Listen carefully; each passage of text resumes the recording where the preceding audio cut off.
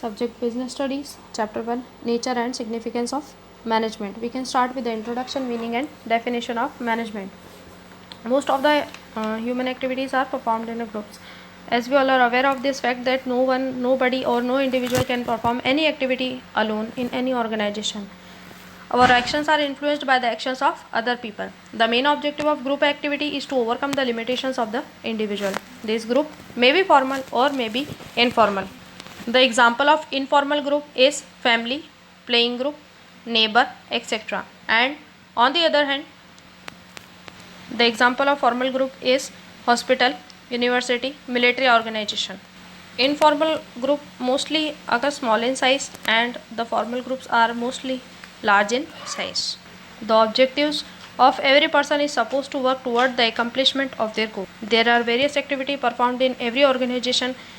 Every activity is distinct and different from one another. These activities are to be planned, classified, and divided among different members. Nowadays, management has become an important economic organ of the present industrial society. Every person in this world, from family head to the prime minister of our country, is very busy in managing different work or affairs that he has to perform in discharging his entrusted duties. As a process, management is concerned with ideas, things, and people. Actually, it is creative and innovative process. We can also say that the management is the art of getting things done through the efforts of the other people. It has power to make decisions regarding use and control of the resources of the organization. Its finances, equipment, information, material is the most important for man. Management make efficient use of its resources. Without management, factors are only factors and they cannot produce goods and services. The Peter at Drucker said he has called the management as a life-giving element, which is very important for all the managers. Management in ancient times. The history of management is as old as the history of man. With the passage of time, the concept and technique of the management also grew to meet the need of changing times. In ancient time, there is a subject, hope you everybody aware of this subject, that it was named as Kautilya Arthashastra and Plato's Republic are the two important masterpieces of the administration and management. The construction of Egyptian pyramids, the cities of Mohenjo-daro and Harappa, the Great Wall of China are the big examples of managerial proportions. Meaning of management, introduction and definition now in Hindi. Human activities जो perform होती है वो groups में हमेशा perform की जाती है और हर एक्टिविटी का जो एम रहता है वो ये रहता है कि हम कैसे हमारे जो गोल हैं, जो ऑब्जेक्टिव्स हैं, हम उसे कैसे पूरा करें. जितने भी ग्रुप्स फॉर्म होते हैं, जैसे मैंने कि बताया कि ग्रुप दो तरह के होते हैं. एक ग्रुप फॉर्मल होता है और एक इनफॉर्मल ग्रुप होता है. हर ग्रुप में बहुत सारी कमी होती है. कोई भी इंडिविजुअल अकेला सारे काम नहीं कर सकता है. जैसे आप लोगों ने वो कहावत सुनी होगी कि अकेला चना भाड़ नहीं फोड़ सकता. इनफॉर्मल ग्रुप्स वो ग्रुप्स हुआ करते थे जो बिना किसी फॉर्मेलिटी के फॉर्म हो जाया करते थे. जैसे कि उसके लिए आपको कोई एंट्रेंस एग्ज़ाम नहीं देनी पड़ती थी, कोई इंटरव्यू नहीं देना पड़ता था. और फॉर्मल ग्रुप हुआ करते थे जिसके लिए मतलब एक फॉर्मेलिटी लगती है, जिसमें आपकी डिग्री देखी जाती है, टेस्ट लिए जाते हैं डिफरेंट टाइप के. मेडिकल टेस्ट होता है, एफिशिएंसी टेस्ट होता है, रिटन टेस्ट होता है, फिजिकल टेस्ट होता है, मेडिकल टेस्ट होता है. ऐसे बहुत सारे टेस्ट लिए जाते हैं. इनफॉर्मल ग्रुप के जैसे मैंने आपको एग्जांपल बताए थे, फैमिली है, प्लेइंग ग्रुप है, ये सब इनफॉर्मल ग्रुप के एग्जांपल होते हैं. फॉर्मल ग्रुप के एग्जांपल मैंने बताया कि जैसे हॉस्पिटल, यूनिवर्सिटी, मिलिट्री ऑर्गेनाइजेशन. ये किसी भी ऑर्गेनाइजेशन में आप ऐसे ही नहीं जा सकते. आप लोग के पास एक पर्टिकुलर डिग्री होनी चाहिए, आप पर्टिकुलर टेस्ट पास करते हैं, रैंक आती है, उसके बाद ही आप इसमें एंटर कर पाते हैं. मैनेजमेंट में क्या किया जाता है कि हर एक व्यक्ति को काम बांट दिया जाता है और काम बांटने के बाद उस काम को कैसे पूरा करना है इस बात पे ध्यान दिया जाता है. एक पर्टिकुलर टाइम अलॉट कर दिया जाता है जिसके अंदर उस व्यक्ति को वो काम करना होता है. उसके बाद क्या होता है कि जब अलग अलग एक्टिविटी हर व्यक्ति परफॉर्म कर लेता है तो उन सारी एक्टिविटीज़ को लिंक कर दिया जाता है. जो भी एक्टिविटी रहती है उनको एक पर्टिकुलर तरीके से प्लान किया जाता है, क्लासीफाई किया जाता है और अलग अलग व्यक्तियों में बांट दिया जाता है. फिर उनको डायरेक्ट किया जाता है और मोटिवेट किया जाता है ताकि वो एक जो भी काम उनको दिया गया है, जो भी टास्क प्रोवाइड किया गया है, उसको एक पर्टिकुलर तरीके से और अच्छे तरीके से कर सकें. साथ ही साथ जो ये जितनी भी प्लानिंग और डायरेक्शन, मोटिवेशन, ये जो प्रोसेस चलती है, इनके साथ साथ एक कंट्रोलिंग की भी प्रोसेस चलती है जो कि एक बहुत ही इंपॉर्टेंट प्रोसेस होती है. मैनेजमेंट एक क्रिएटिव और एक इनोवेटिव प्रोसेस भी है. इनोवेटिव मतलब हमेशा नए नए टेक्निकल एडवांसमेंट लाते रहे हैं एंटरप्रेन्योर्स। मैंने जैसा कहा कि पुराने ज़माने में जो हम टीवी चलाते थे, टीवी था ही नहीं पहले रेडियो हुआ करता था, उसके बाद टीवी आया, टीवी ब्लैक एंड वाइट था, उसके बाद धीरे धीरे कलर हुआ, एलसीडी आई, एलईडी आई, इस तरह से एडवांसमेंट होता है। तो इनोवेशन का मतलब ये होता है कि आप नए नए चेंजेस और मॉडिफिकेशंस लाते जाते हैं, और ये एक अच्छा एंटरप्रेन्योर करता है, एक अच्छा बिजनेसमैन परफॉर्म करता है बिजनेस एक्टिविटीज़ के थ्रू। मैंने एक डेफिनेशन भी अपने एक्सप्लेनेशन में दी है। Management is the art of getting things done through the efforts of the other people. Management का मतलब कभी भी ये नहीं होता है कि आप खुद काम करें। मैनेजमेंट का मतलब ये होता है कि आप दूसरे लोगों से कितना बेटर तरीके से, कितने अच्छे तरीके से उनके एफर्ट्स को यूज़ करके, उनकी स्किल्स को यूज़ करके कितने अच्छे तरीके से आप काम उनसे करवा सकते हैं, इसी को मैनेजमेंट कहते हैं। अलग अलग तरह के रिसोर्सेज प्रोवाइड कर दिए जाते हैं, और उसके बाद हर व्यक्ति उन रिसोर्सेज को अच्छे से अच्छे, इफ़ेक्टिवली एंड एफिशिएंटली उसको यूज़ करके और अपने काम को कंप्लीट करते हैं। मैनेजमेंट की जो हिस्ट्री दी गई है वो उतनी ही पुरानी है जितना कि व्यक्ति, क्योंकि पुराने ज़माने में भी काफ़ी अच्छा मैनेजमेंट हुआ करता था। मैंने उसमें बताया है कि कौटिल्य ने एक अर्थशास्त्र लिखा था, कौटिल्य का अर्थशास्त्र, उसका नाम विष्णुगुप्त भी था। और एक और एग्जांपल मैंने दिया है प्लेटो रिपब्लिक।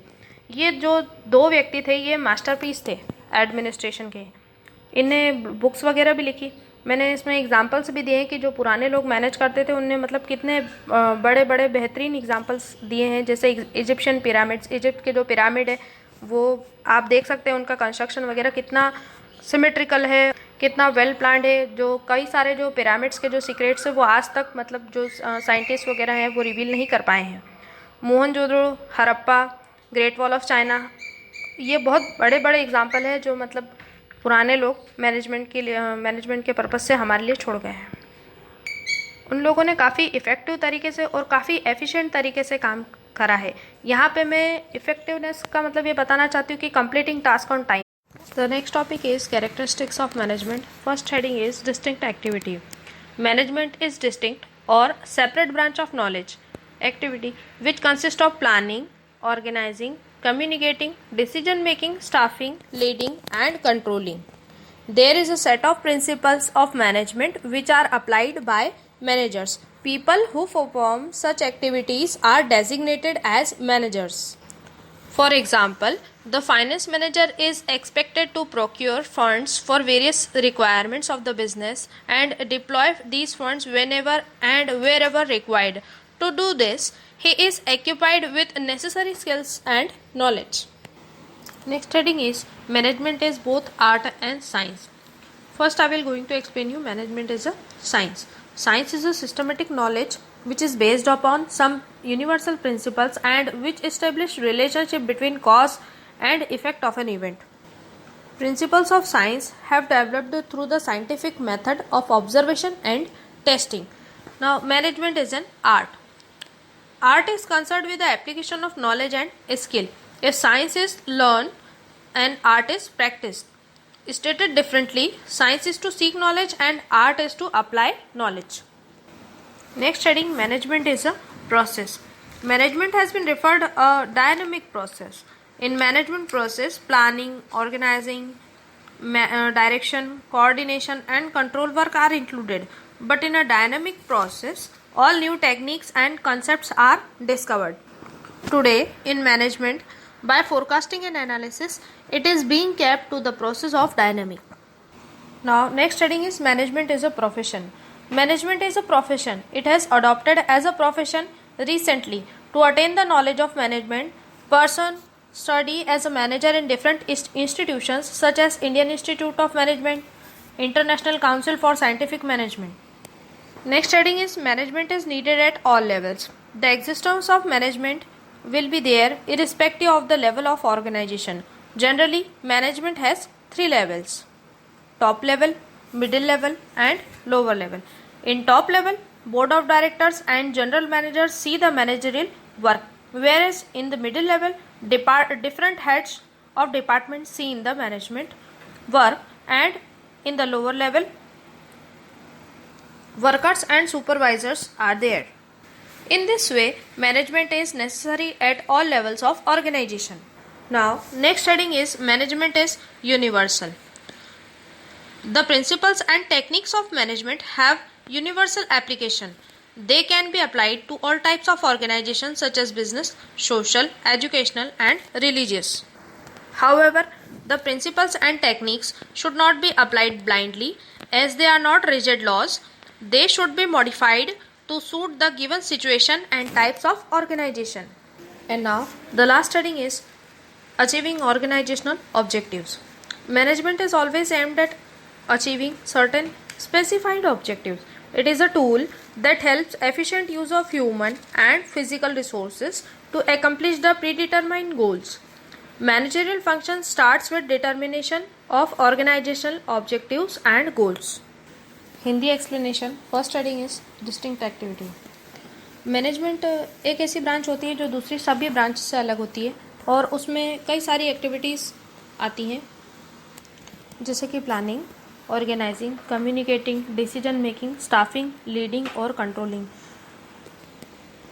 मैनेजर्स के पास पूरे रूल्स, रेगुलेशंस और प्रिंसिपल्स का सेट होता है जो वो ऑर्गेनाइजेशन पे अप्लाई करते हैं और जो व्यक्ति ये सारी एक्टिविटीज़ परफॉर्म करते हैं ऑर्गेनाइजेशन को मैनेज करने की, वो मैनेजर्स कहलाते हैं. सेकेंड हेडिंग थी मैनेजमेंट इज़ अ प्रोसेस. इसमें ये बताया गया है कि मैनेजमेंट का जो वर्क होता है, जो मैनेजर्स करते हैं, वो एक स्टेप वाइज वर्क होता है. स्टेप बाय स्टेप वो लोग आगे बढ़ते हैं और अपने वर्क को कंडक्ट करते हैं. उसमें कई सारी चीज़ें आती हैं जैसे मैंने फर्स्ट हेडिंग में समझाया था कि प्लानिंग आता है, डायरेक्शन, कोऑर्डिनेशन, कंट्रोल, ये सब चीज़ें आती हैं. और इस सेकेंड हेडिंग में ये अलग है कि इसमें नई नई टेक्निक्स भी डिस्कवर करी जाती है, नए कंसेप्ट डिस्कवर करे जाते हैं, फोरकास्टिंग करी जाती है और सभी जितने भी प्रोसेस को एनालिसिस करके भी देखा जाता है कि हम जो वर्क कर रहे हैं या जिस पे हमने जो एफर्ट्स लगाए हैं वो सही डायरेक्शन में जा रहे हैं या नहीं जा रहे हैं. और इसीलिए ये कहा गया है कि मैनेजमेंट एक प्रोसेस होती है. थर्ड हेडिंग थी management is art and science. तो मैनेजमेंट इज़ अ साइंस. इसमें ये बताया गया कि साइंस एक सिस्टमेटिक बॉडी ऑफ नॉलेज होता है जिसमें कुछ सर्टेन प्रिंसिपल्स डिस्कवर किए जाते हैं और उसमें कॉज और इफेक्ट रिलेशनशिप जो रहता है वो स्टैब्लिश किया जाता है. While management is an art. Art में ये बताया गया है कि आर्ट में आप ज़्यादा से ज़्यादा अपनी जो पर्सनल स्किल्स और क्रिएटिविटी रहते हैं उसको शो करने की कोशिश करते हैं और अपनी पर्सनल स्किल को ज़्यादा से ज़्यादा डेवलप करते हैं और जो नॉलेज आपके पास है उसके लिए आप ज़्यादा से ज़्यादा प्रैक्टिस करते हैं तो हो जाता है management is an art. Third heading थी मैनेजमेंट इज़ अ प्रोफेशन.